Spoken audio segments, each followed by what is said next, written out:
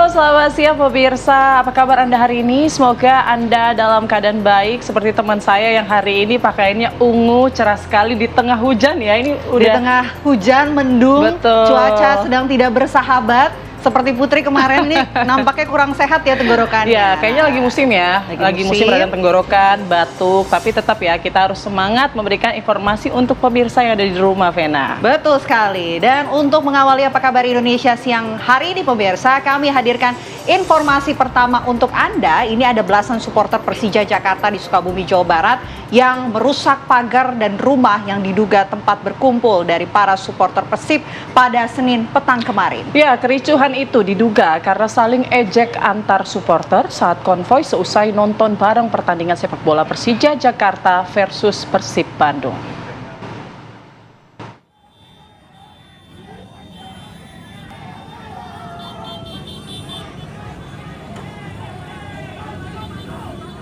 Inilah video detik-detik supporter Persija yang menyerang sebuah rumah diduga yang menjadi tempat berkumpul supporter Persib Bandung di Jalan Pajagalan, Kelurahan Nyomplong, Kecamatan Warudoyong, Kota Sukabumi pada Senin petang.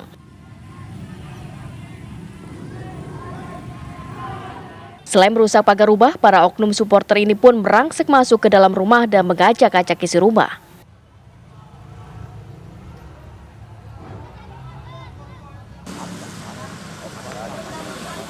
Polisi yang datang ke lokasi kejadian langsung melakukan olah tempat kejadian dan meminta keterangan beberapa saksi yang melihat kejadian tersebut. Pada Senin malam, satu persatu supporter Persija Jakarta yang terlibat perusakan tersebut ditangkap oleh polisi di Mapolsek Warudoyong untuk dilakukan pemeriksaan. Dari keterangan polisi dan saksi mata, kejadian ini terjadi setelah para supporter Persija melakukan konvoi usai nonton bareng duel sengit antara klub sepak bola Persija Jakarta melawan Persib Bandung di sebuah warung kopi di Jalan Veteran. Datang ke sini rame-rame, ada 50 motor lebih itu berhenti di sini. Nah, kemudian di dalam itu ada tadi itu ada banner tentang ultras, bikin. Nah, akhirnya saya pas ketik itu merasa kepancing gitu kan. Terus orang yang di dalam itu ada perempuan dan laki-laki, kalau nggak salah laki-lakinya 3 orang, keluar 2 orang, ada yang di luar itu kayak ngerasa ditantang gitu. Akhirnya terjadi percekcokan itu. Akhirnya tim The Jackmania itu panas, akhirnya menyerang gitu. 13 orang sudah kita amankan, pengakuannya ada yang bersuara di dalam rumah tersebut dengan mengatakan kata-kata kotor. Kemudian mereka terpancing, kemudian mereka masuk. Ketika itu para pelaku melakukan perusakan pagar rumah, kemudian mencari-cari orang yang bersuara yang mengatakan kata-kata kotor terhadap supporter Persija ini. Jika terbukti melakukan pengerusakan, para pelaku terancam dengan pasal 521 Kitab Undang-Undang Hukum Pidana tentang perusakan dengan ancaman hukuman 4 tahun penjara. Kasus ini masih dalam penyelidikan Satreskrim Polres Sukabumi Kota. Dari Sukabumi, Jawa Barat, Rizky Gustana, TV One mengabarkan. Unit Tipikor Satreskrim Polresta Magelang berhasil melakukan operasi tangkap tangan terkait kasus pungutan liar berkedok program percepatan pendidikan profesi guru atau PPG di Kabupaten Magelang, Jawa Tengah.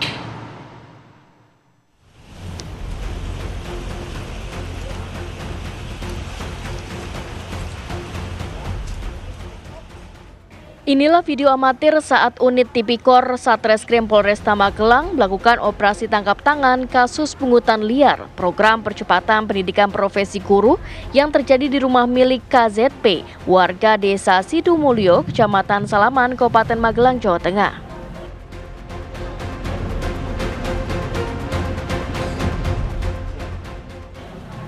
Dalam operasi tangkap tangan, tampak ratusan guru yang menjadi korban hendak menyetorkan uang kepada para pelaku. Tersangka mengiming-imingi para korban akan mendapatkan sertifikasi atau uang tunjangan guru sebesar Rp3.500.000 per bulannya. Pelaku memungut biaya sebesar Rp8.500.000 pada setiap korbannya. Tersangka TM berstatus ASN guru pendidikan agama Islam sekolah dasar di Kabupaten Semarang nekat melakukan pungli di Kabupaten Magelang lantaran telah mendapatkan rekomendasi dan data dari Dinas Pendidikan Kabupaten Magelang maupun Kemenak Kabupaten Magelang. Kita dari dinas juga sudah memberi, maaf dari dinas karena sudah komunikasi dengan dinas, perhimpunan sini sudah komunikasi dengan kepala dinas, bahkan surat rekomendasi pun kami melangkah itu setelah pengetahuan dari kepala dinas. Kami tidak semena-mena karena government kata Pak Kepala Dinas, maka perhimpunan kami tidak bisa bekerja sama di sini dan perhimpunan kami dicabang oleh sini yang ketuanya Pak Yusani Hakiki.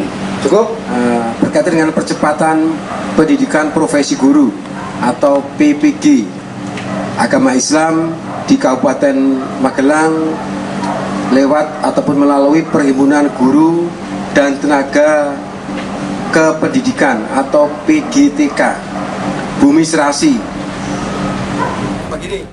Selain mengamankan uang tunai sebanyak 1,1 miliar rupiah, petugas juga menetapkan 4 guru sekolah dasar menjadi tersangka dan saat ini telah menahan otak pungli tersebut yang merupakan oknum ASN. Dari Magelang, Jawa Tengah, Edi Suryana, TV One mengabarkan.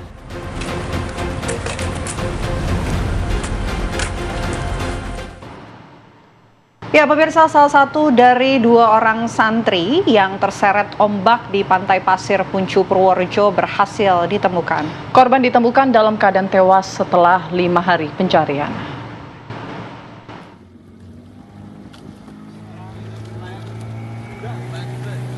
Memasuki pencarian hari ke-6, pencarian terhadap 2 orang santri yang terseret ombak di Pantai Pasir Puncu, Desa Keburuhan, Kabupaten Purworejo, Jawa Tengah berhasil ditemukan.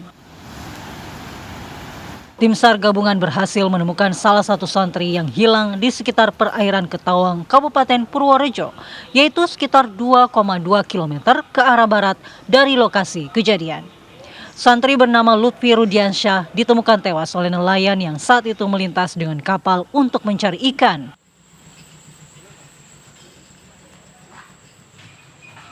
Setelah dievakuasi, jasad korban dibawa ke RSUD Kebumen untuk diautopsi, kemudian diserahkan kepada keluarga untuk proses pemakaman.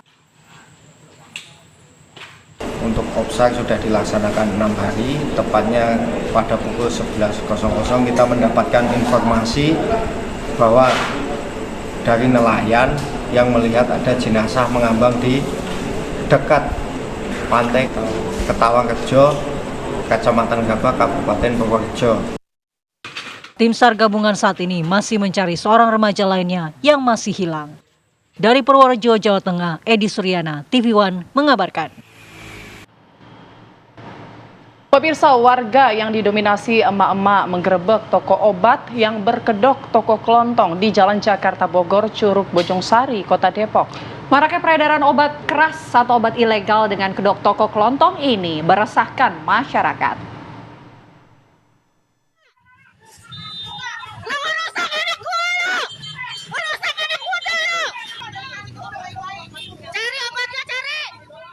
Dari video yang beredar di media sosial, penggerebekan toko kelontong yang menjual obat ilegal dilakukan emak-emak bersama warga.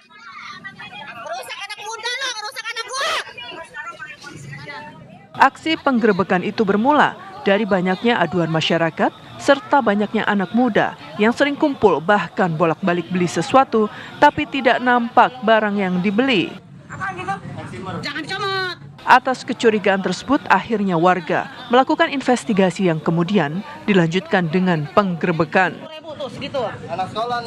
Warga pun berhasil menemukan obat keras beragam jenis dengan barang bukti yang didapat mencapai 1 tas.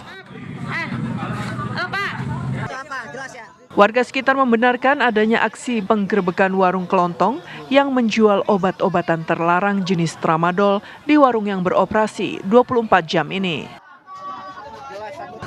Yang berapa? Ibu warga sini juga. Nah, banyak bang ibu-ibu. Ya kurang tahu persis sih, kayak ibu-ibu yang pada ngumpul. Rame ya? Rame sampai macet total kemarin lah gitu jadiannya.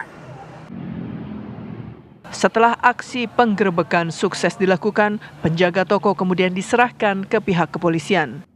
Tak hanya itu, masyarakat juga menuntut agar toko tersebut segera tutup untuk menghindari dampak negatif bagi anak-anak dan remaja.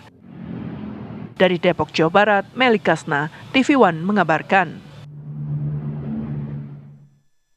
Ya, pasca ditemukannya 7 remaja di Kali Bekasi tewas pemirsa, beredar di media sosial video detik-detik sejumlah remaja ini diamankan oleh pihak kepolisian di perumahan Pondok Gede Permai, Jati Asih, Kota Bekasi, Jawa Barat dengan kondisi basah kuyup. Ya, diduga remaja tersebut berpakaian basah karena mengarungi aliran Kali Bekasi. Beginilah video yang beredar dan viral di media sosial. Dalam video amatir milik warga tersebut terlihat sejumlah remaja diamankan petugas kepolisian di perumahan Pondok Gede Permai, Jati Asih, Kota Bekasi, Jawa Barat. Saat diamankan petugas, sebagian dari mereka terlihat mengenakan pakaian basah. Dugaan sementara remaja yang diamankan merupakan anak yang selamat dalam peristiwa 7 orang remaja yang tewas di aliran Kali Bekasi. Seorang warga mengatakan sebelum ditemukan 7 remaja tewas pada Minggu pagi di Kali Bekasi, dirinya pada malam Sabtu sekitar pukul 12 malam melihat remaja lewat dari arah Kali Bekasi. Kemudian tidak berselang lama sejumlah polisi memintanya untuk membantu remaja yang tenggelam di aliran Kali Bekasi. Denny, warga tersebut kemudian mendapati 1 remaja yang nyaris tenggelam dan 1 remaja lagi sedang mengumpat. Dari keterangan remaja yang diselamatkan, menurutnya masih ada 7 temannya yang tenggelam. Malam itu. Waktu rombongan itu lewatnya yang sini yang 12 orang, tapi nggak curiga. Nggak curiga. Security nggak curiga. Oke, terus? Ya semenjak 15 menit yang lalu polisian datang. Iya. Kita pertolongan bahwa ada anak yang jebur dari seberang sana. Nggak tahu masalah, nggak tahu tawuran, nggak mau tahu. Oke.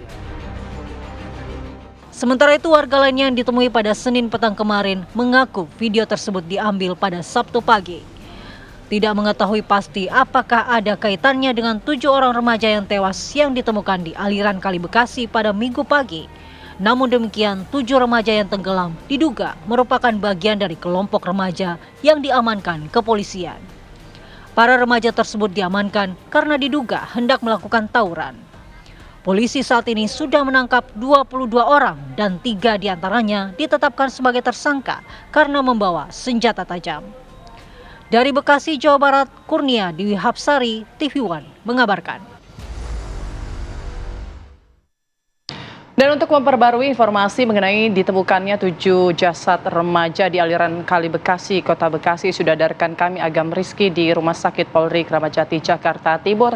Agam Rizky, bagaimana perkembangan dari identifikasi 7 jasad remaja ini? Apakah sudah selesai? Ya, baik Putri, Vena dan juga pemirsa, memang hingga saat ini sejumlah rekan media masih menunggu bagaimana hasil rekonsiliasi dan juga identifikasi dari Rumah Sakit Polri Kramat Jati, Jakarta Timur terkait penemuan ke-7 jenazah di Kali Bekasi pada minggu lalu.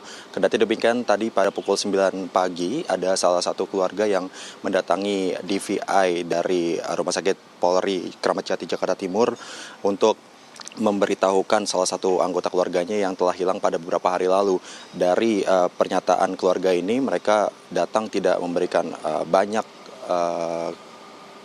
pernyataan dan mereka mengaku masih menunggu bagaimana hasil identifikasi yang dilakukan dari Rumah Sakit Polri Kramat Jati ini. Namun mereka memberikan sejumlah keterangan terkait anggota keluarga mereka yang hilang, antara lain memang sebelumnya kemarin mereka telah melapor salah satu anggota mereka yang hilang ini kepada pihak Polres Bekasi Kota, dan setelah memberikan sejumlah ciri-ciri dari anggota mereka yang hilang ini, mereka direkomendasikan untuk langsung melapor di Rumah Sakit Polri Kramat Jati ini.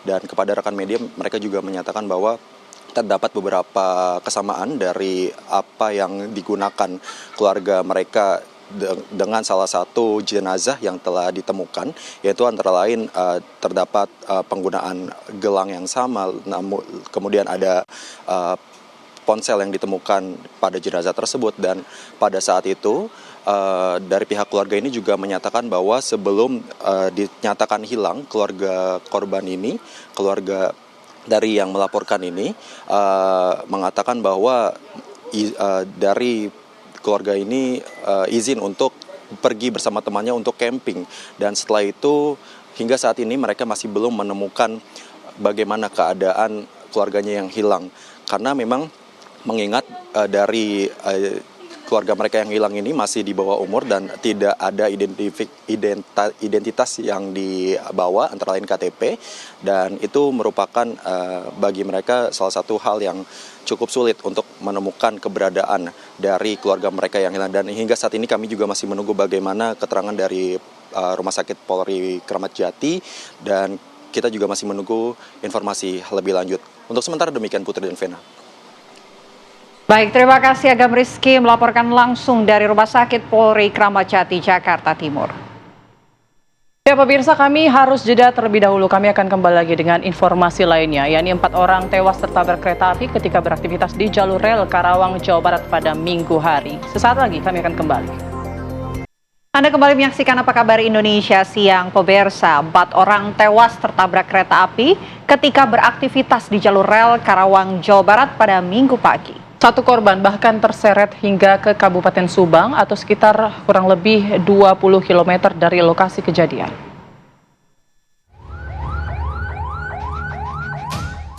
Empat orang tewas setelah tertabrak kereta api Fajar Utama jurusan Jakarta Cirebon di Desa Pangulah Selatan, Kecamatan Kota Baru, Karawang, Jawa Barat.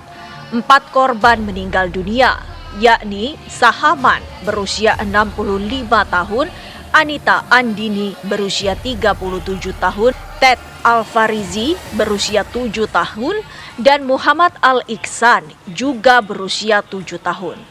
Peristiwa naas tersebut berawal saat ketiga korban, Ted Alfarizi, Muhammad Iksan, dan Anita tengah bermain di rel kereta api usai berolahraga. Namun ketiga korban tidak menyadari saat ada kereta api Fajar Utama jurusan Jakarta Cirebon melintas di jalur berbeda atau lawan arah. Korban Sahaman yang mencoba menolong Anita juga ikut tewas setelah tertabrak kereta api. Bahkan 1 korban terseret hingga ke Kabupaten Subang atau sekitar lebih dari 20 km dari lokasi kejadian. Ya, yang utama kan ibu-ibu. Ibu-ibu? Iya, yang ibu-ibu. Lagi di relnya itu? Iya, lagi di rel. Berarti totalnya berapa, Pak? 4 orang. 4 orang? Iya. Meninggal semua itu, Pak? Meninggal semua, Pak. Yang 1, yang anak-anak, kebawa ke stasiun Tanjung Rasa, Pak. Dia bisa nyangkut di kereta, di kepalanya itu. Keempat korban sudah berada di ruang pemulasaran Rumah Sakit Umum Daerah Karawang untuk diotopsi. Dari Karawang, Jawa Barat, Agung Prasetyo, TV One mengabarkan.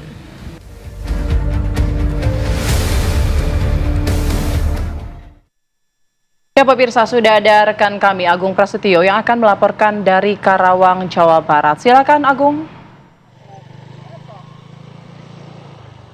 Ya, terima kasih Putri, Vena, juga pemirsa. Saat ini kami berada di lokasi tempat kejadian 4 orang warga yang tertabrak oleh kereta api Fajar Utama Solo, dan memang lokasi kejadian ini tidak jauh dengan pemukiman warga, dan saat ini dapat kami gambarkan pasca terjadinya 4 orang warga, pihak KAI juga telah memasang larangan ataupun area berbahaya dengan tulisan area terbatas, dilarang bermain di sekitar jalur kereta api. Dan jika warga ada yang beraktivitas di sekitar rel kereta api ini bisa dipidana denda sekitar 15 juta atau penjara selama 3 bulan. Dan dapat kami gambarkan juga memang di sekitar lokasi kejadian ini ada 2 jalur kereta api, yakni baik yang menuju ke arah Jawa ataupun menuju ke arah Jakarta. Dan sekitar lokasi kejadian juga ini lokasinya tidak jauh dengan pemukiman warga, yang mana di sekitar lokasi tempat kejadian ini ada perumahan warga, sehingga setiap hari Minggu ataupun sore banyak warga yang beraktivitas di sekitar rel kereta api ini. Dan kalau kami perhatikan selama kami ada di lokasi kejadian ini, memang dua jalur kereta api ini aktif banyak dilintasi oleh kereta, yang mana tadi beberapa kali ada kereta berpas-pasan, baik yang menuju ke arah Jakarta ataupun sebaliknya menuju ke arah Cirebon. Dan sedikit kami ulas kembali kronologis, yang mana pada hari Minggu sekitar banyak warga yang beraktivitas di sekitar rel kereta ini, yang setelah berolahraga, yang mana kereta pertama di jalur menuju ke arah Jakarta melintas dan setelah itu ada kereta juga dari arah Jakarta menuju ke arah Cirebon, dan 3 orang yang ada di sekitar lokasi kejadian tidak menghindarkan, termasuk 1 orang kakek-kakek yang ada tengah beraktivitas di sekitar rel kereta api. Dan saat ini para korban memang sudah dimakamkan oleh pihak keluarga di tempat pemakaman umum. Sementara itu yang dapat kami kabarkan di sekitar perlintasan kereta api Karawang. Baik, terima kasih banyak Agung melaporkan langsung dari Karawang, Jawa Barat. Selamat kembali bertugas. Kita ke informasi selanjutnya, pemirsa. Pura-pura menumpang ke kamar mandi, seorang pemuda di Kabupaten Bekasi, Jawa Barat nekat menyekap seorang wanita lansia pemilik warung. Warga yang geram langsung menggeruduk rumah pelaku. Belum ada sampai, masa udah pada nungguin itu aduh itu. Mana ini tuh? Inilah video amatir saat ratusan warga mengepung rumah seorang pemuda terduga pelaku penyekapan seorang wanita parubaya, pemilik warung tembakau di Jalan Warung Ayu, Kelurahan Kebalen, Kecamatan Babelan, Kabupaten Bekasi, Jawa Barat. Polisi yang tiba di lokasi langsung memeriksa pemuda tersebut dan membawanya ke kantor polisi. Kejadian berawal saat seorang pemuda menggunakan sepeda motor mendatangi warung tembakau milik korban untuk menumpang ke kamar mandi.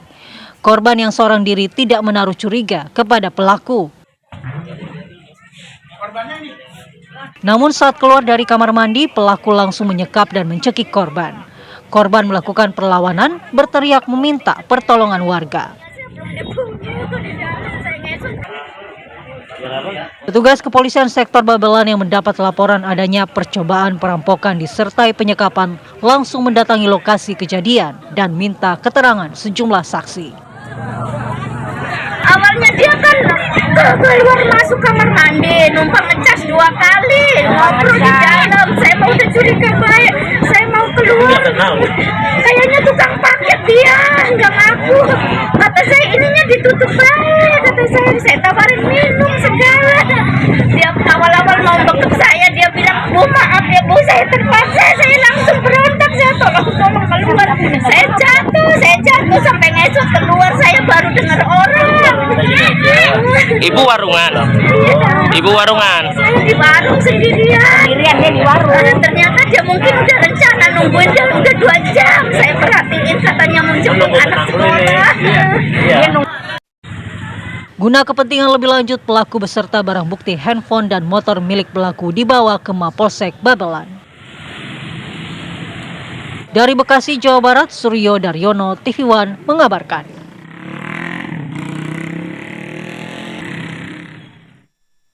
Informasi menarik lainnya masih akan kami hadirkan usai jeda berikut. Tetaplah bersama kami di Apa Kabar Indonesia Siang. Pasca penganiayaan terhadap mahasiswi yang dilakukan kekasihnya sendiri, pemirsa, korban melaporkan aksi kekerasan tersebut ke aparat kepolisian. Tim Klinik Konsultasi Bantuan Hukum atau KKBH Kampus Universitas Tronojoyo Madura mendampingi korban selama proses hukum berlangsung. Seorang mahasiswi Universitas Tronojoyo Madura berinisial D dimintai keterangan oleh aparat kepolisian di Mapolres Bangkalan, Jawa Timur, usai korban melaporkan ke polisi pasca terjadi aksi penganiayaan yang dilakukan oleh pelaku Fikri yang tak lain kekasihnya sendiri. Korban yang didampingi tim klinik konsultasi bantuan hukum atau KKBH UTM ke kantor polisi setelah kasus penganiayaan mencuat ke publik. Usai dimintai keterangan polisi, korban akan dilakukan visum terkait luka lebam di sejumlah anggota tubuhnya akibat dianiaya pelaku. Berdasarkan keterangan pihak KKBH UTM, baik korban dan pelaku merupakan salah seorang mahasiswa jurusan Teknik Industri di Universitas Trunojoyo Madura. Aksi penganiayaan kepada korban bukan kali pertama terjadi, melainkan sudah keempat kalinya kekerasan tersebut dilakukan kepada korban. Aksi penganiayaan yang terjadi di depan rumah kos korban ini mengakibatkan korban menderita banyak luka lebam di beberapa bagian tubuhnya.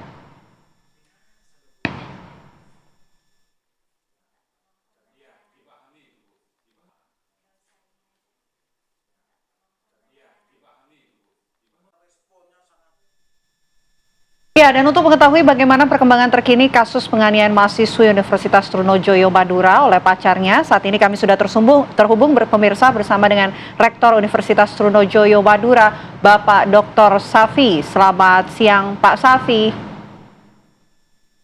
Selamat siang, Pak Safi, kami ingin tahu perkembangan terbaru yang dialami oleh mahasiswi Anda, seperti apa jalannya proses hukum begitu, karena dikatakan bahwa mahasiswi Anda ini akan membawa kasus ini ke ranah hukum, Pak Safi. Ya, betul Mbak. Pasca video pemukulan itu menyebar, nah itu langsung kami meminta kepada tim Satgas PPKS UTM, termasuk klinik konsultasi dan bantuan hukum UGM untuk proaktif memanggil kedua belah pihak ya dan keluarganya. Kemudian dari pihak keluarga korban itu berinisiatif untuk mengajukan laporan hukum ke Polres Kabupaten Bangkalan. Nah, maka kami minta tim Satgas dan klinik konsultasi bantuan hukum untuk mendampingi keluarga korban melakukan pelaporan ke Polres Kabupaten Bangkalan, dan alhamdulillah pihak Polres merespon dengan cepat. Informasinya pada hari ini sudah dilakukan penetapan tersangka terhadap terduga pelaku. Baik, respon dari pihak universitas sendiri ketika mengetahui pada akhirnya hingga menyandang status tersangka, apa yang kemudian dilakukan universitas?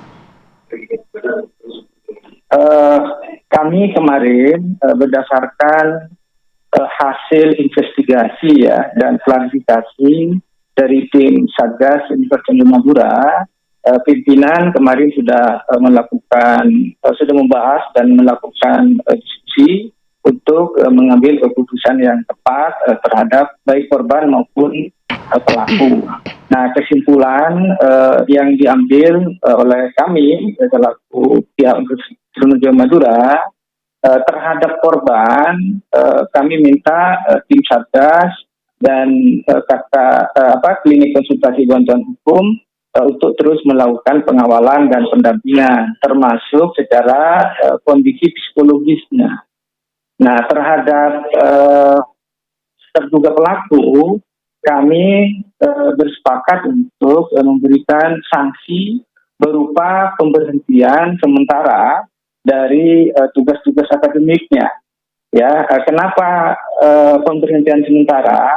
Karena proses hukum sedang berjalan, jadi sebagai bentuk penghormatan terhadap proses hukum yang sedang berjalan, jadi sementara waktu terduga pelaku kami lakukan kebijakan pemberhentian sementara. Nah, kalau misalnya nanti hasil proses hukumnya memutus terduga pelaku bersalah, maka dengan sendirinya terduga pelaku kami berhentikan secara permanen. Ya. Kami DO secara permanen dari Universitas Trunojoyo Madura. Selain tetap sebagai bentuk pendampingan psikologis, kami minta juga tim Satgas untuk melakukan konseling ya kepada terduga pelaku, ya agar secara psikologis ya tetap bisa normal begitu ya, dan menghentikan cara-cara kekerasan yang biasa dia lakukan. Pak Safi, ini kalau kondisi korban saat ini seperti apa? Sebelumnya juga ada informasi yang mengatakan bahwa sudah melakukan visum begitu. Seperti apa hasilnya Pak Safi? Betul, Pak. Korban saat melakukan laporan ya yang didampingi oleh tim Satgas dan klinik konsultasi bantuan hukum UGM itu langsung dilakukan visum oleh pihak kepolisian. Ya, seperti apa hasil visumnya? Itu tentu yang berkompeten untuk menjawab adalah pihak kepolisian. Ya, cuma yang jelas di tubuh korban itu ditemukan lebam ya. Ada anggota tubuhnya yang mengalami lebam, termasuk ada yang mengalami luka cakar dan bahkan ada luka gigitan katanya di pundaknya ya. Nah, tapi yang lebih kompeten dan lebih jelas untuk menerangkan hasil visum itu adalah pihak kepolisian. Baik, Pak Safi, ini kan bukan pertama kali terjadi, tapi sudah yang keempat kalinya. Ini dalam kurun waktu berapa lama? Sejak kapan, Pak? Informasinya peristiwa pemukulan ya atau tindakan penganiayaan yang dilakukan pelaku kepada korban itu sudah terjadi 4 kali, mulai bulan April 2024. Ya, berarti sekitar April, Mei, Juni, Juli, Agustus, September, sekitar 5 bulan ya. Sekitar 5 bulan. Okay. Cuma baru terungkap yang saat ini karena kebetulan ada yang melihat dan video. Jadi yang sebelumnya belum terungkap, tapi sudah diakui oleh kedua belah pihak bahwa sudah terjadi 4 kali. Oke, apakah korban ini juga mendapatkan ancaman begitu Pak, sehingga pada akhirnya tidak berani untuk melaporkan kekerasan ataupun penganiayaan yang dilakukan oleh pacarnya? Hasil klarifikasi ya dan investigasi dari tim kami itu tidak ada ancaman, tidak ditemukan ancaman kepada korban untuk melapor ya. Ancaman tidak ada begitu. Cuma apapun motif dan apapun keadaannya, tindakan kekerasan itu kan tidak bisa dibenarkan. Makanya ya kampus selaku lembaga pendidikan yang punya tanggung jawab untuk membentuk karakter dan moralitas para mahasiswa itu punya tanggung jawab untuk melakukan tindakan tegas itu. Baik. Pak Safi, tapi apa sebetulnya yang menjadi motif pelaku ini melakukan penganiayaan? Apakah ada permasalahan kecemburuan mungkin atau seperti apa? Informasinya seperti itu, Pak. Dari hasil klarifikasi tim Satgas PPKS ya, yang melatari itu diantaranya karena korban seringkali terlambat membalas chatnya, ya chat dari pelaku. Ya, karena saat ini kan korban dan pelaku ini kan sama-sama semester 5 ya, dan Fakultas Teknik Prodi Teknik Industri, sehingga ada banyak praktikum. Nah, sehingga seringkali si korban itu terlambat membalas karena sedang melaksanakan praktikum. Nah, tapi itu yang membuat pelaku itu marah dan cemburu, sehingga akhirnya terjadilah tindakan kekerasan itu. Oke, baik. Terima kasih banyak Pak Dr. Safi, Rektor Universitas Trunojoyo Madura. Kami tunggu informasi terbaru mengenai jalannya proses hukum atas kasus ini. Terima kasih Pak, selamat siang.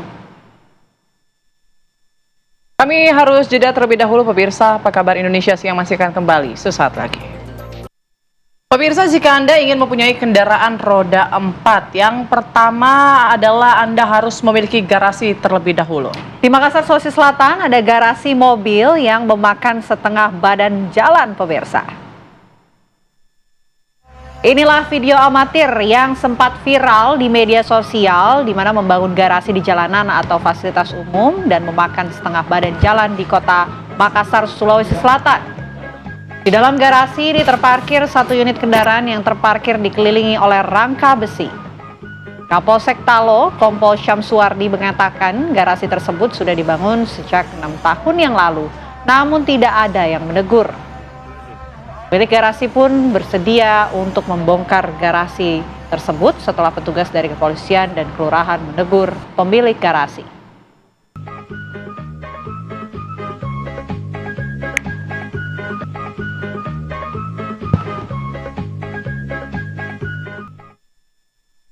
Ya, dan untuk mengetahui update terbaru garasi mobil yang sempat viral di Makassar, kami sudah tersambung bersama rekan kami, ada Syamsul Ma'arif di sana. Syamsul Ma'arif, apakah garasi tersebut sudah dibongkar atau masih dalam proses? Baik, Vena dan Mirsa, memang sekali belakangan ini di Makassar, Sulawesi Selatan sempat ramai diperbincangkan terkait dengan adanya bangunan garasi yang disebut menutup bangunan akses jalan warga, tepatnya di Kecamatan Talo. Tepat di belakang saya, awalnya di sini garasi sempat dibangun oleh salah seorang warga yang diperuntukkan untuk melindungi atau demi keamanan mobilnya. Karena memang tadi saya sempat berbincang sebelumnya dengan pemilik rumah yang membuat garasi, namanya Pak Agus, perihal kenapa ia mendirikan atau membangun garasi di tempat ini. Dan jika bisa dilihat di sebelah kanan saya ini adalah awalnya akses jalan warga. Kalau bisa dihitung luasnya hanya sekitar 2 meter, dan ini memang bisa diakses oleh warga. Dan di tempat saya berdiri saat ini awalnya adalah saluran air yang kemudian oleh pemilik rumah ditutup lalu dijadikan sebagai garasi. Namun untuk lebih mengetahui seperti apa kondisi saat ini dan alasan kenapa pemilik rumah membangun sebuah garasi di sini, saya akan mengajak Anda untuk mendengarkan langsung dari pemilik rumah. Selamat siang, Pak Agus. Iya. Pak Agus, ini kemarin sempat ramai bangunan garasi yang Bapak bikin di sini. Nah, awalnya Pak, kalau boleh tahu alasan apa sih yang mendasari Pak Agus sampai membuat garasi di sini, Pak? Ya, alasannya bikin tempat mobil tuh di sini, karena saya yang cor sendiri ini masih air sini Jadi saya bikin untuk tempat mobil supaya demi keamanannya mobil tuh saya kasih dinding, karena gara-gara saya dinding mobil saya pecah kacanya di belakang, jadi saya dinding itu. Setelah ada lagi diviralkan, jadi saya buka. Jadi awalnya di sini adalah got. Saya tutup sendiri untuk mobil toh. Nah, lama-lama pemerintah yang tutup ke sana ke belakang. Akhirnya got yang di sepanjang sekitar rumah Bapak ini oleh pemerintah kemudian ditutup, Pak? Ya, pemerintah yang tutup. Nah, setelah Bapak menutup got ini kemudian dijadikan tempat mobil Bapak sempat rusak, kacanya pecah. Iya, sempat pecah kaca belakangnya. Itu karena apa, Pak? Dilempar batu sama anak-anak, makanya saya dinding. Dulunya tidak. Karena mobil saya pecah kacanya, saya dinding. Demi keamanan mobil saya. Jadi karena mobil Bapak tidak aman diparkir di luar tanpa dinding seperti itu, akhirnya Bapak memutuskan untuk lama kemudian diviralkan untuk dibuka. Jadi saya buka. Saya ikuti aturan pemerintah. Sebenarnya itu garasi yang Bapak bikin sudah berapa lama sih, Pak? Sudah hampir 10 tahun. Kenapa baru bisa diviralkan? Sedangkan kiri kanan saya lebih-lebih lagi. Tidak bisa lewat mobil. Di samping garasiku bisa. Yang di sebelah kiri sana itu cuma motor tok bisa lewat. Mobil tidak bisa. Nah, saya bisa. Kecuali 6 roda nggak bisa. Oh iya. Jadi meskipun sebenarnya kemarin ada mobil parkir di sini, mobil yang lain masih bisa lewat sini, Pak? Masih longgar. Keluar masuk bisa. Kalau jenis 4 roda masih luas. Bapak kemudian membongkar garasi ini setelah dapat teguran dari warga? Iya, baru. Nah, setelah viral baru saya bongkar, disuruh sama Pak Lurah dengan Pak Kapolsek suruh bongkar. Saya bongkar. Hari Sabtu nggak bisa dibongkar, terpaksa hari Minggu saya bongkar.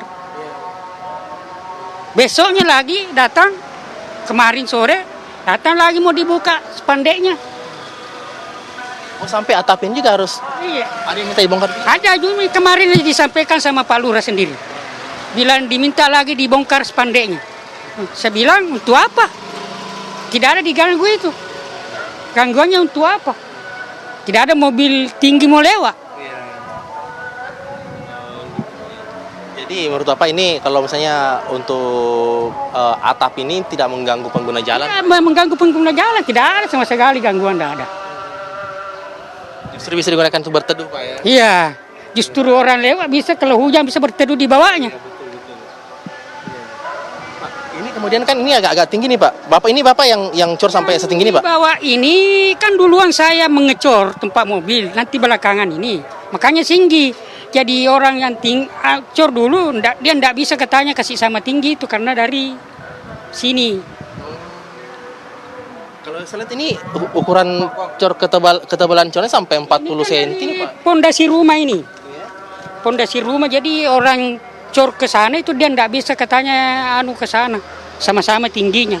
Jadi dia ambil dasar yang di pinggir. Jadi memang sebenarnya awalnya itu jalanan hanya yang paving block ini Pak? Ya itu saya paving. Yang ini air di bawah, got. Jadi sejak Bapak sudah mulai menutup ini, kemudian akses jalan warga jadi lebih luas? Ya lebih luas. Bisa lewat mobil dulu enggak bisa. Karena sudah ditutup, bisa lewat mobil ke sana tuh karena belok baru bisa, enggak bisa masuk. Enggak bisa keluar. Nah, jadi sekarang ini kan sudah dibuka. Nah, mobil Bapak sekarang jadinya diparkir di mana? Saya amankan dulu di sana, di rumah keluarga. Demi keamanannya mobil dulu. Nanti setelah aman-aman, kalau bisa masih parkir di sini saya bawa ulang. Tapi kalau enggak bisa apa boleh buat? Saya bobol rumahku nanti. Di muka. Kasih masuk langsung. Terus harus bikin garasi sendiri dalam Pak? Di dalam, langsung masuk. Nah ini mungkin Bapak sudah menunjukkan itikat baik untuk membuka garasinya, sudah mendengarkan juga aspirasi dari warga. Nah, kira-kira Pak, kedepannya mungkin Bapak punya solusi kah? Apakah misalnya untuk parkir mobil yang aman bagi warga dan Bapak juga merasa nyaman? Saya kira begini, orang di sekitar sini kan pada umumnya memang yang tidak ada parkiran mobilnya kalau datang. Kalau malah itu biasa 2 mobil, 3 mobil di sini parkir kok dong. Tuh. Malah ada pernah sempat bilang bisa parkir Pak di sini mobil kok bisa? Tidak ada yang larang. Tidak ada. Baik, Pak Agus. Kita sudah mendengarkan alasan Bapak untuk membuat parkiran dan setelah kemudian Bapak diberikan teguran dari masyarakat, dari lurah, kemudian Bapak ada inisiatif itikat baik untuk membuka parkiran garasi yang Bapak bikin. Baik, terima kasih Pak kita terima kasih banyak. atas informasinya kepada Terima kasih banyak. Pak. Dan kita akan mendengarkan sekarang dari Pak Lurah nih. Sekarang di Pak Lurah, Bapak Mapiara juga sudah ada di sini. Pak Lurah, ini memang sempat ramai kemarin. Kalau boleh tahu sebenarnya ihwal dari laporan warga itu seperti apa sampai ini harus dibongkar Pak? Ihwalnya laporan itu dipiralkan ya, sampai viral bahwa adanya garasi permanen yang sekitar 4 meter ya, 4 meter Pak ya, sekitar 4 meter. Jadi saya tindak lanjuti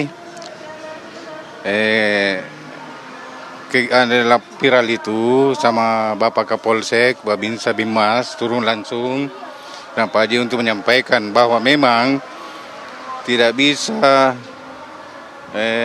kita memakai badan jalan ya dari permanen ya.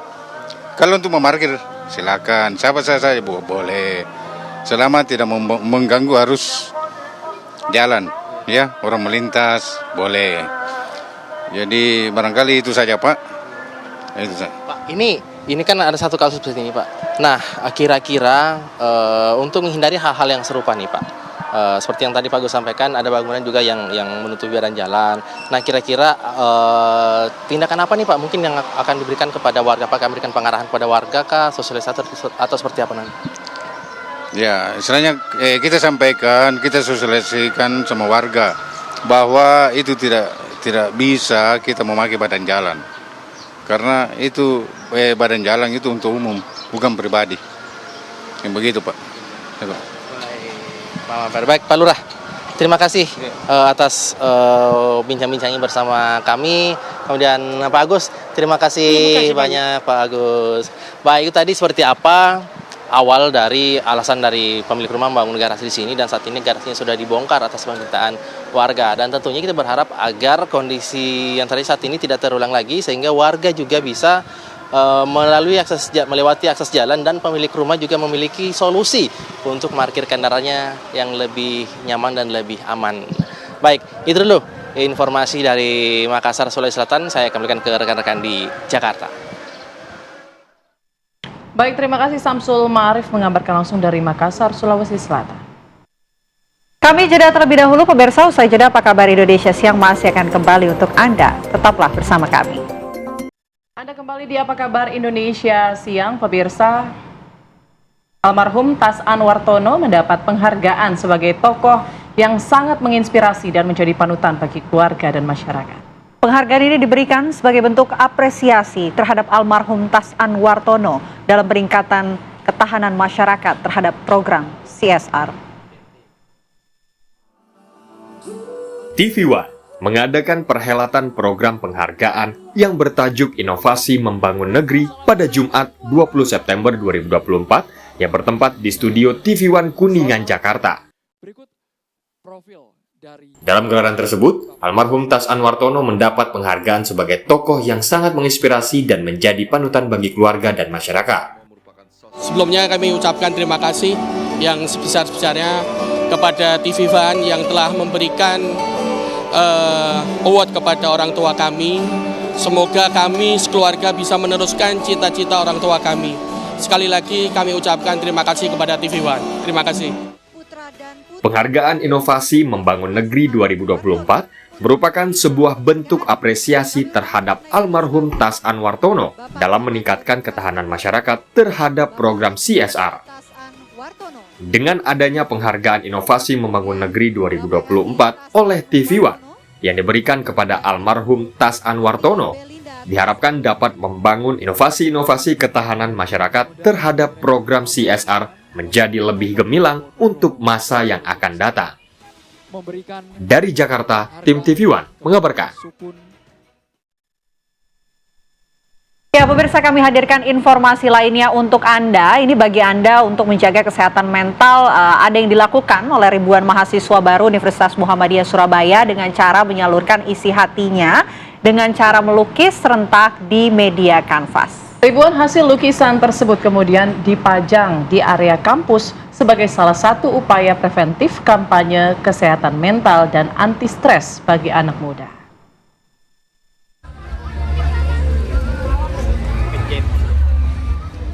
Inilah kegiatan melukis bersama-sama yang dilakukan ribuan mahasiswa baru Universitas Muhammadiyah Surabaya, Jawa Timur.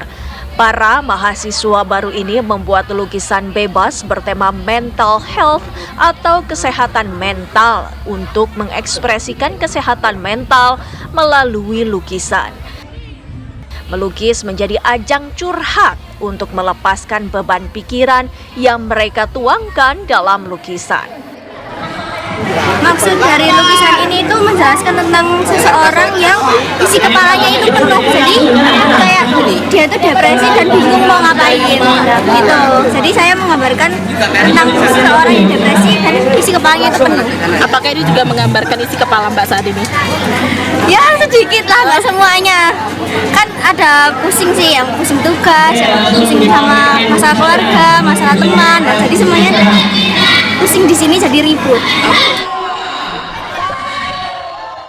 Usai melukis, para mahasiswa kemudian membentangkan lukisan tersebut di titik kampus sebagai pengingat bahwa kesehatan mental menjadi isu yang krusial di negeri ini dan menjadi isu yang paling banyak disorot anak muda zaman sekarang. Ya, di sini. Dengan tim itu mengambil tema dengan kesehatan mental, karena memang mahasiswa kita itu rata-rata Gen Z ya, Gen Z itu rata-rata yang yang mengalami depresi, terus kemudian kesehatan mentalnya yang paling rentan gitu. Maka kemudian hari ini ambil temanya kaitannya dengan kesehatan mental.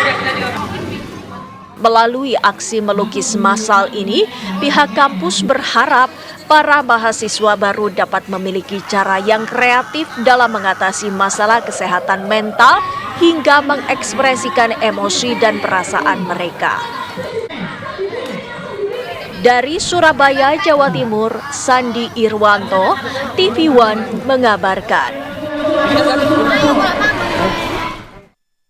Kami jeda terlebih dahulu pemirsa, usai jeda kami akan kembali dengan beragam informasi menarik lainnya. Tetaplah bersama kami di Apa Kabar Indonesia Siang.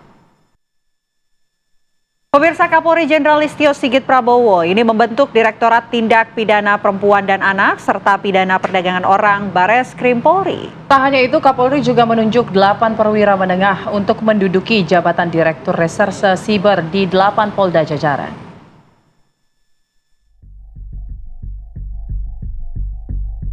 Kapolri Jenderal Listio Sigit Prabowo secara resmi telah membentuk Direktorat Tindak Pidana Pelayanan Perempuan dan Anak atau PPA serta Pidana Perdagangan Orang PPO Bareskrim Polri. Dalam hal ini Kapolri juga telah menunjuk Brigjen Desi Andriani sebagai Dirtipid PPA dan TPO. Bapak Kapolri juga komitmen dengan adanya pembentukan salah satu direktorat yaitu PPA dan PPO yang ada di Bareskrim Polri yang nantinya telah ditunjuk dipimpin oleh seorang polwan berpangkat Brigadir Jenderal Polisi Desi, di mana berdasarkan pada Peraturan Presiden Nomor 20 Tahun 2024 bahwa dalam rangka optimalisasi pelaksanaan tugas, fungsi penanganan dan pemberantasan tindak pidana terhadap perempuan dan anak serta tindak pidana perdagangan orang dan penyelundupan manusia. Selain itu, dengan makin maraknya kasus kejahatan siber yang terjadi, Polri juga melakukan penguatan struktur organisasi dengan pembentukan Direktorat Reserse Siber di 8 Polda jajaran. 8 Polda yang akan mempunyai Dires Siber baru tersebut antara lain adalah Polda Sumut, Polda Metro Jaya, Jawa Barat, Jawa Tengah, Jawa Timur, Bali, Sulawesi Tengah, dan Polda Papua. Tim TV One mengabarkan. Ya, untuk membahas pembentukan Direktorat Tindak Pidana Perempuan dan Anak dan Pidana Perdagangan Orang atau PPO, saat ini sudah bergabung bersama kami Komisioner Komisi Perlindungan Anak Indonesia, Ibu Diah Puspitarini. Selamat siang, Ibu Diah. Selamat siang, Mbak Putri, Mbak Vena. Baik, Ibu Diah, dari KPAI sendiri bagaimana responnya dengan pembentukan Direktorat PPA dan juga PPO ini, Bu? Kami tentu saja sangat merasakan ada angin segar ya, harapan baru di Polri, karena memang kalau kami KPAI merasakan bahwa kasus anak di hari ini atau akhir-akhir ini memang sangat meningkat, selain juga lebih variatif begitu ya. Kenapa? Karena kasus anak ini tidak hanya itu-itu saja, tapi bentuk-bentuknya ini semakin rumit, Mbak. Dan kami kemarin secara langsung menyampaikan, bertemu dengan Pak Kabar Eskrim, kami sampaikan juga bahwa tentu saja KPAI mengapresiasi dan sangat berharap agar Direktorat baru ini, PPA PPO ini betul-betul bisa menjalankan fungsinya sebagai direktorat yang betul-betul mengurusi bertanggung jawab terhadap perempuan, perlindungan anak, dan juga perdagangan anak. Dan kemarin kami bertemu dengan Pak Enggar ya, beliau sebagai Wakil Direktorat Pak Kasubdit ya, Pak Kasubdit PPA PPO, dan kami langsung ini Mbak membuat skema. Jadi membuat skema bagaimana nanti model-model penanganan yang itu bisa melibatkan tidak hanya kepolisian saja. Kami sangat berharap tentu saja kepolisian membuka diri ya dengan lembaga negara HAM yang lain seperti KPAI, kemudian Komnas Perempuan, dan tentu saja dengan LSM yang lain, sehingga LSM anak begitu ya, atau yayasan anak, sehingga itu bisa menjalankan fungsi direktorat ini dengan sebaik-baiknya. Karena selama ini memang ada banyak hal yang sebenarnya kami sayangkan begitu ya Mbak, karena memang penegakan untuk anak dan penegakan hukum untuk anak ini memang masih ada di jalan kerjanya. Tapi semoga dengan Direktorat baru ini bisa memberikan angin segar dan manfaat yang lebih baik untuk anak ini. Itu Mbak. Oke, sebelum saya mau ke skema yang tadi disampaikan, Bu Diah, ini mungkin bisa jabarkan seberapa banyak sebetulnya peningkatan kasus-kasus anak yang tengah ditangani oleh KPAI sehingga dirasa Pak Direktorat PPA ini sebagai angin segar begitu dari KPAI. Jadi begini, kalau saya sendiri kan menangani kasus terutama yang berkaitan dengan kekerasan fisik anak, kemudian anak korban kerusuhan dan lain sebagainya. Trennya memang melapor memang naik, Mbak. Jadi yang melaporkan ini satu sisi kami melihat bahwa mungkin sebagian besar orang-orang ataupun juga korban, anak korban berada di sekitar. Tetapi yang kedua kami juga melihat bahwa ini tidak boleh didiamkan. Jadi kalau tidak ada yang menyampaikan baik laporan secara mandiri atau yang jelas itu akan pembiaran dan kekerasan akan terjadi. Kemudian kalau tren yang KPAI terima saat ini memang naik ya Mbak. Ini saja untuk bulan September kami sampaikan. Ini ada beberapa kasus kekerasan seperti filicide. Filicide itu pembunuhan orang tua kepada pembunuhan anak yang dilakukan oleh orang tua itu 5 kasus. Kemudian untuk tawuran ya, tawuran juga sangat banyak. Kemudian kejahatan seksual. Jadi kalau data untuk kejahatan seksual saja dari bulan Januari sampai bulan Agustus, KPAI sudah menangani 159 kasus. Ini yang tidak selesai di provinsi dan tidak selesai di daerah. Kemudian untuk kekerasan fisik, ini yang kami tangani ada sekitar 123. Dengan paling banyak adalah jenis pengeroyokan, pengahian anak, kemudian pembunuhan anak, kemudian juga kalau kejahatan seksual ini paling banyak percabulan dan persetubuhan. Tentu saja masih ada TPPO yang itu bisa lintas negara, Mbak. Beberapa waktu yang lalu juga TPPO anak lintas negara, kemudian juga eksploitasi anak, pornografi, kemudian pornografi anak, kemudian juga penelantaran dan masih banyak. Jadi kami sangat berharap betul dengan direktorat baru ini pendekatannya lebih lebih fokus gitu Mbak. Baik, Bu Diah, ini dari Subdit PPA kemudian menjadi direktorat ya Bu Diah. Bagaimana kemudian KPAI ataupun juga harapannya melihat kuantitas ataupun kualitas dari SDM Polri sendiri? Iya, kami tentunya berupaya untuk ini ya. Kami percaya, kami juga percaya, tetapi kami berharap harus ada kolaborasi. Jadi kami pun juga mendata begitu bagaimana beberapa SDM PPA yang ada di Indonesia ya yang kami punya. Tapi harapannya dengan direktorat ini tentu saja ini bisa memberi contoh sehingga SDM baru yang dilatar belakang psikolog ya Bu Desi ini semoga bisa melihat persoalan dengan pendekatan yang lebih ya karena psikolog jadi mungkin memang bisa lebih interpersonal begitu.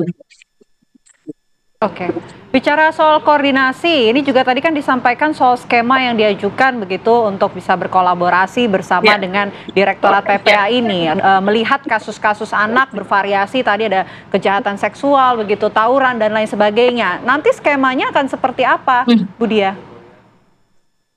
Nah, kami membuat pembicaraan kemarin sebenarnya sudah sampai pada fokus atau lokus kasus. Jadi kami harus melihat tidak secara general, tetapi setiap kasus itu kan punya pola, Mbak. Contohnya saja ya, tawuran pelajar, tawuran anak-anak. Itu kan polanya memang berawal dari rumah, sekolah, kemudian masyarakat. Nah, itu memang harus ada pendekatan sendiri. Yang pertama.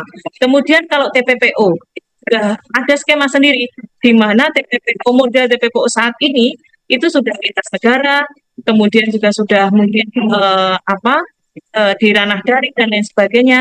Kemudian juga ada misalnya yang pengeroyokan, begitu, itu kan juga ada skemanya. Jadi kalau pesan kemarin memang dari Direktorat PPA PPO ini dan kami juga bersama membantu ya istilahnya berkolaborasi membuat skema penanganan sehingga tidak ada anak yang ditangani itu menjadi korban. Yang pertama, yang kedua kami pesankan juga karena untuk kasus kekerasan fisik ini yang lapor ke KPAI kan juga ada pelakunya aparat penegak hukum. Nah, itu pun kami juga menyampaikan bahwa ini kami dari KPAI mengharapkan ada upaya penanganan apabila kekerasan fisik dilakukan oleh aparat penegak hukum. Nah, sehingga kalau dengan seperti ini, ya kami dari KPAI bisa melakukan pengawasan dan kolaborasi, kemudian dari kepolisian juga bisa merasa terbantu ya, sebenarnya begitu, sehingga kasus kekerasan dan lain sebagainya itu bisa ditangani, gitu Mbak. Baik, terima kasih banyak Ibu Dia Puspitarini selaku Komisioner Komisi Perlindungan Anak Indonesia. Kita harapkan Direktorat PPA ini kemudian bisa mengoptimalkan ya Bu penanganan kasus kekerasan terhadap anak. Selamat siang, sehat selalu Ibu. Kita lihat. Ya pemirsa, kami harus jeda terlebih dahulu. Usai jeda, apa kabar Indonesia Siang masih akan kembali untuk Anda sesaat lagi.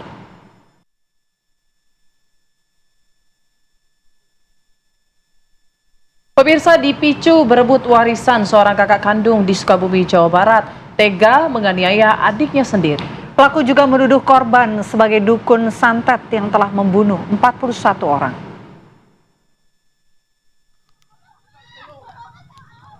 Penganiayaan Ati Suhaiti oleh kakak kandungnya terjadi di Desa Citarik, Kecamatan Palabuhan Ratu, Kabupaten Sukabumi, Jawa Barat. Dan dalam rekaman video amatir, leher korban yang hendak mengaji dijerat dengan tali tambang.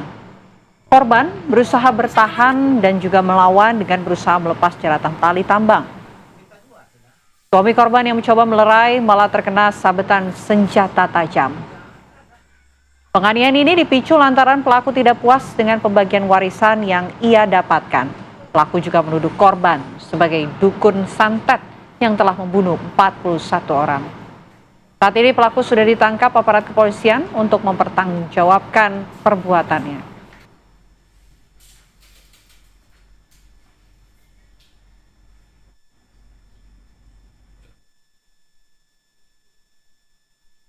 Ya, pemirsa, kami hadirkan informasi lainnya untuk Anda. Ini ada pelaku pembuat video asusila yang viral di media sosial berinisial W, warga Kecamatan Warung Gunung, Kabupaten Lebak, Banten, terhadap sejumlah perempuan yang akhirnya menyerahkan diri ke pihak kepolisian Polres Lebak.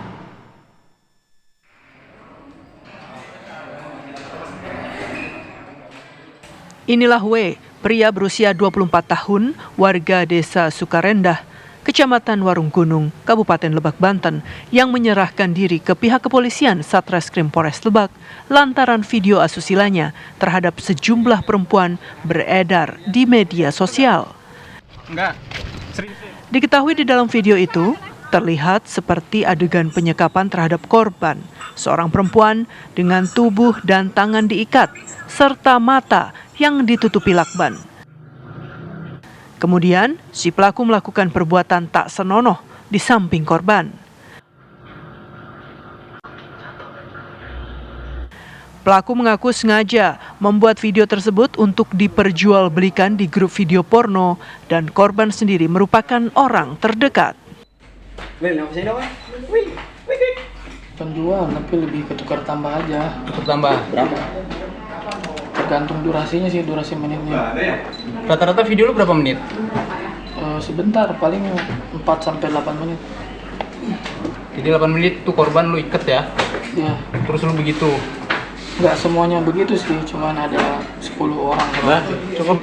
Terkait video konten yang bermuatan asusila, untuk pelaku saat ini sudah kami amankan dengan tim gabungan dari unit 2 Krimsus dan unit 4 PPA. Saat ini untuk pelaku sudah kita tetapkan sebagai tersangka dan sudah kita tahan. Korban diperkirakan berjumlah 50 orang. Polisi masih terus mendalami kasus pelecehan seksual itu dengan memeriksa sejumlah saksi. Dari Lebak, Banten, Andre Sopian, TV One mengabarkan.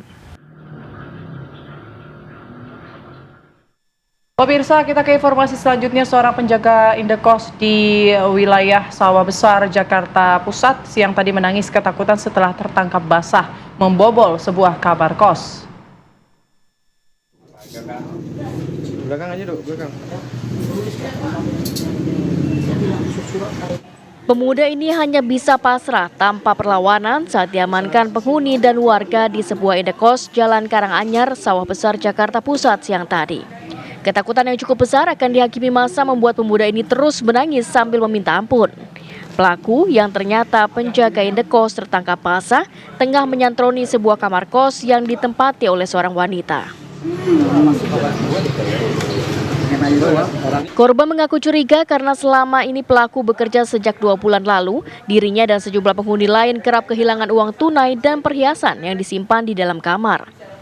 Untuk membuktikan kecurigaannya, korban kemudian memasang kamera pengintai di dalam kamar dan didapati pelaku masuk dengan cara membuka pintu menggunakan kunci cadangan.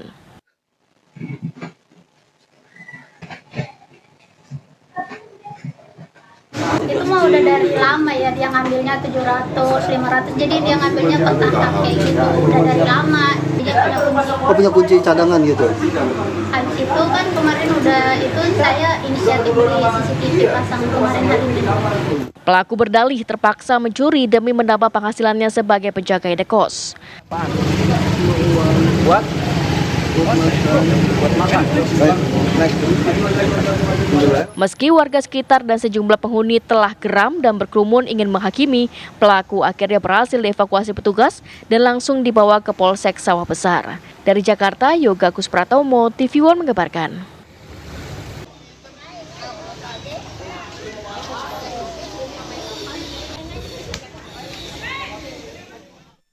Ya, pemirsa, sebanyak 5 pelaku begal motor yang melakukan aksi pencurian sepeda motor dan membacok secara brutal seorang pengendara di Jalan Raya Bandung Barat, Purwakarta akhirnya berhasil diringkus oleh pihak kepolisian.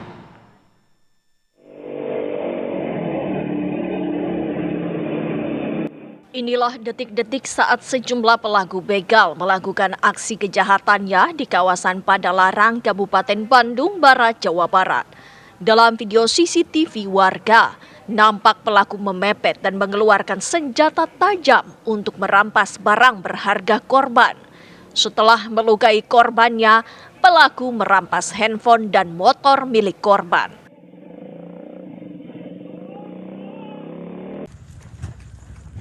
Pasca kejadian, sejumlah anggota Satreskrim Polres Cimahi melakukan penggerebekan terhadap salah satu pelaku begal di kawasan Cianjur, Jawa Barat.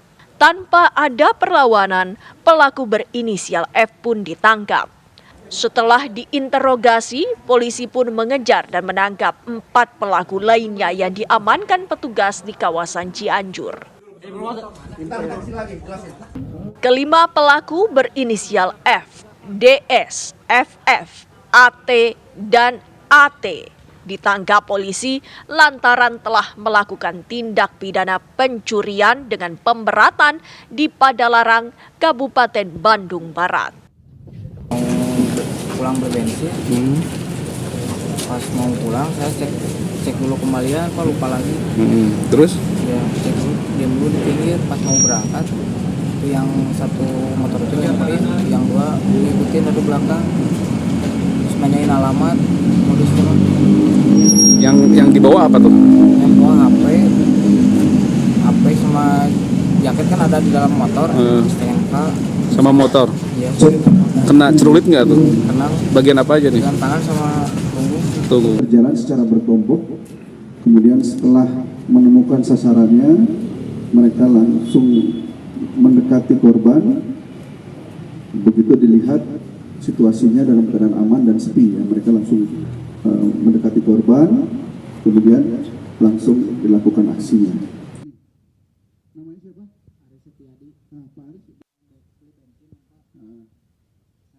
Dari kota Cimahi, Jawa Barat, Endra Kusuma, TV One mengabarkan.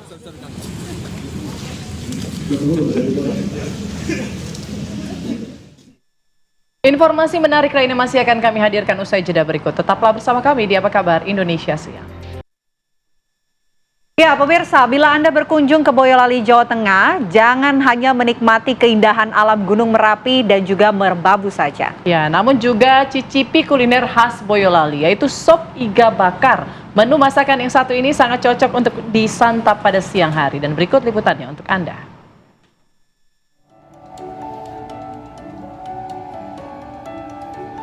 Bagi Anda pecinta masakan berkuah, cocok untuk mencicipi menu sop iga bakar dari Boyolali ini. Iga sapi bakar ditemani irisan wortel, kentang, seledri, dan juga taburan bawang goreng pas untuk santap siang.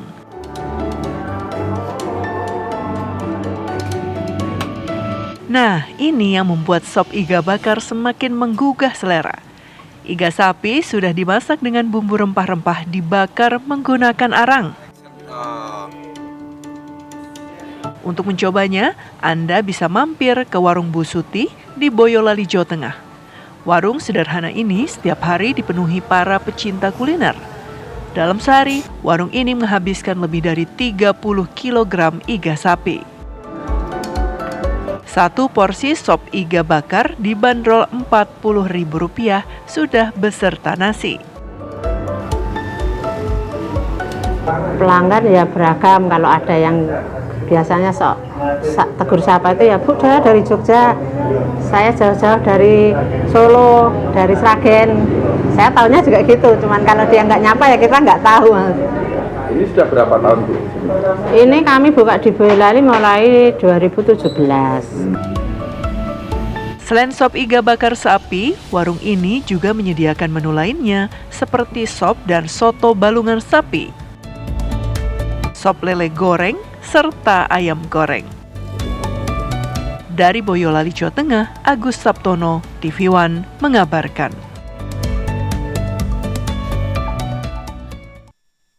Pemirsa, tim gabungan Polrestabes Semarang melakukan penggerebekan di sebuah tempat judi atau kasino di tempat hiburan di kawasan perumahan elit di Kota Semarang. Polisi berhasil mengamankan sejumlah pemain dan juga peralatan judi.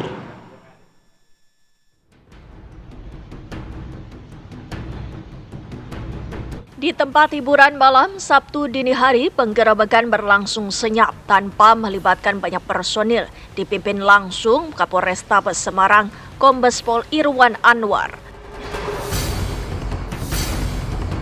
Penggerebekan dilakukan usai pengintaian beberapa hari terakhir.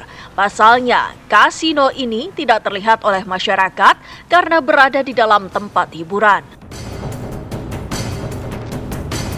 Untuk masuk ke dalam kasino, pengelola menyiapkan beberapa jalur pintu tersendiri dan dari hasil penyelidikan sementara kasino ini beraktivitas hingga pagi hari.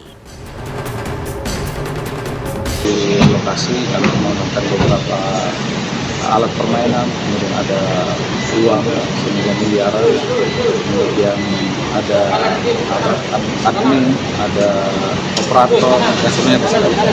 Untuk proses penyitaan barang bukti saat ini sedang dilakukan oleh anggota dari Polrestabes Semarang. Dari hasil penggerebekan, polisi mengamankan belasan orang yang diduga sebagai pelaku perjudian, peralatan judi, serta uang tunai puluhan juta rupiah.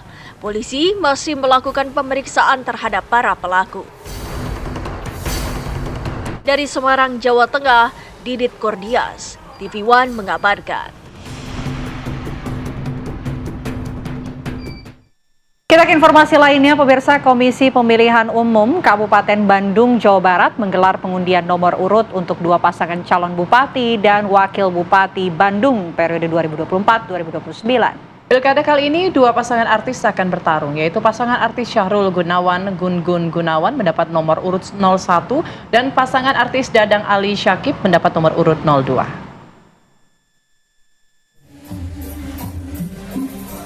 Dua pasang artis, calon bupati dan wakil bupati Bandung yang mengikuti kompetisi di Pilkada Kabupaten Bandung, Jawa Barat resmi mendapatkan nomor urut.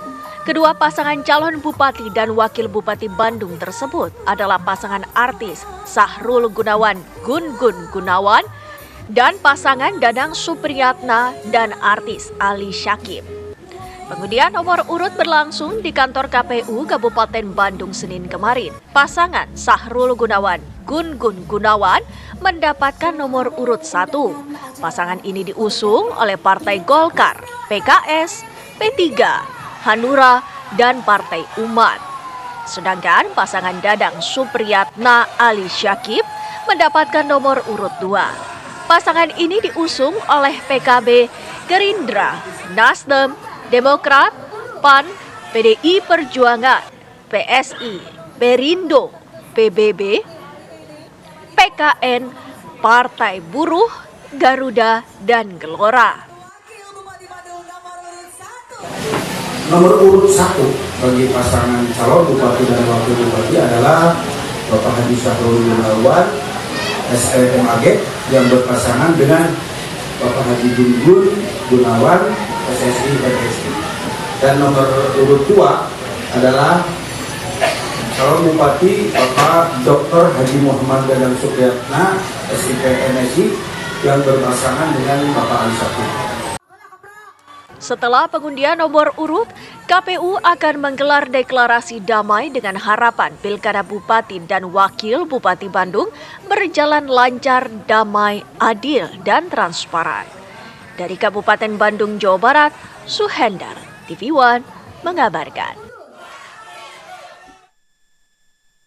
Ya, informasi tadi sekaligus menutup jumpa kita di Apa Kabar Indonesia siang hari ini. Saya Putri Windasari. Dan saya Fena Kintan mewakili kru yang bertugas pamit undur diri. Terima kasih pemirsa.